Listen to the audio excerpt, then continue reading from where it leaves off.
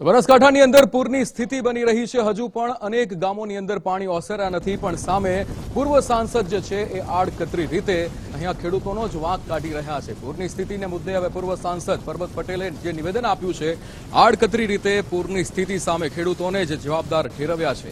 આ બનાવો ખેતરોમાં રહેણાંકને લીધે બન્યા છે તેવું નિવેદન આપ્યું હતું। ખેતરોમાં રહેણાંકને લીધે લોકોએ પાણીનો વહેણ બદલી નાખ્યો છે તેવું પણ અહીંયા કહેવામાં આવ્યું હતું। ખેડૂતો જે ખેતરોની અંદર બાંધ બાંધી રહ્યા છે તેના કારણે પૂરની પરિસ્થિતિ બની છે તેવું અહીંયા કહે છે। ડાળને પડખે પાણી નીકળી જાય તે નિયમ છે, પણ જે ગામનું જ પાણી આવ્યું છે જેને લીધે હોનારત થઈ છે તેવું નિવેદન આપ્યું કે આ વખતે 2015 ને 17 મિત્રો 77 77માં ફ્લડ આવ્યો।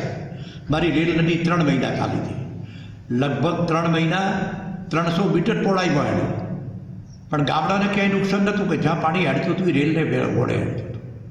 એટલે જ મેં કીધું કે આ બનાવ એટલા બન્યા છે કે બધા ખેતરોના રહેણાંકને લીધે જે ઓરિજિનલ વેણ હતો એ વેણ બધાએ બદલી નાખ્યા, અને એટલા માટે કરીને પાણીનો જ્યારે આગળ નિકાલ ન હોય, પાણી જાય ક્યાં, નકા તો ઢાળને પાણીએ ઢાળી નીકળી જાય નિયમ, પણ ક્યાંય ક્યાંય જે વેણ હતા એ લોકોએ બંધ કર્યો। જે તે વખતે અમારા જેવા હોય કે જે ગામ લોકોએ ખબર રાખવી જોઈએ કે જે તેને કોઈને અટકાયા નહીં કે આ પાણી બંધ થશે, જેને લીધે કરીને આ હોનારત 15 ને 17 એના કરતાં આ વખતે વધારે ખરાબી દેખાય છે।